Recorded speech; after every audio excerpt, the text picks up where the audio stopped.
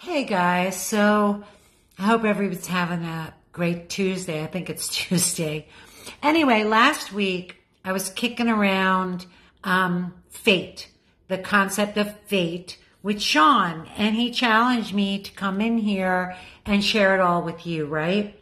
So the live Sean did on fate really sparked something in me. And what I realized was we have different backgrounds, right? So we have a different perception in our languaging of what fate is.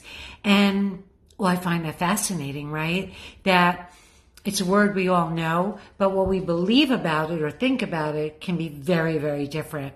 So anyway, I shared what I thought with Sean, and he challenged me to come in here and share it with you. So for me, when I think about fate, and I ask the question, why was I born? What was I meant to do? Why am I here? So is that a question? Is it a statement? Or is it a prayer? And when I say prayer, I don't mean that with religious connotations. So for me, a prayer is asking a power greater than myself, putting something out in the universe. You know, and I believe when we do that, it creates almost like an echo, and that comes back to us. So when it comes to fate, I think most of us ask those kind of questions, right? Questions of depth. And then life shows up, and it gets covered over. You know, we go to work every day and we forget that. We forget that what's in our hearts sometimes. You know, and I think a lot of this in ER Shred, we're seeing that become uncovered, right? Our true purpose. So when I think about fate and how it showed up in my life, is I remember when I was still working as a nurse, I had found herbal medicine, and I was consumed with it because my heart was telling me to do this, to leave what was known, what was secure, my 401k, my security, all of that, right? To walk away from it and start my own business, which I had no experience in.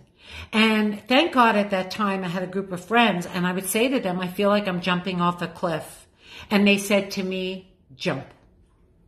So when I did that, I believe when I relinquished control and made the decision to walk in faith with creating a business, is when I activated fate and destiny in my life, right? And I think most of us can look back and see moments of that. So I don't think fate is always conscious. I think it's a relinquishing of control when we can't make a decision or we don't know what to do, and then we just act.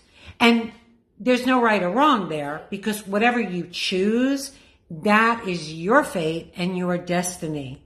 And I believe that when we can get out of our ego and in touch with our heart, and we act and walk in that fate, then we find our destiny. So I just thought it was so cool how Sean laid it out. It's like out there and mystical and woo-woo.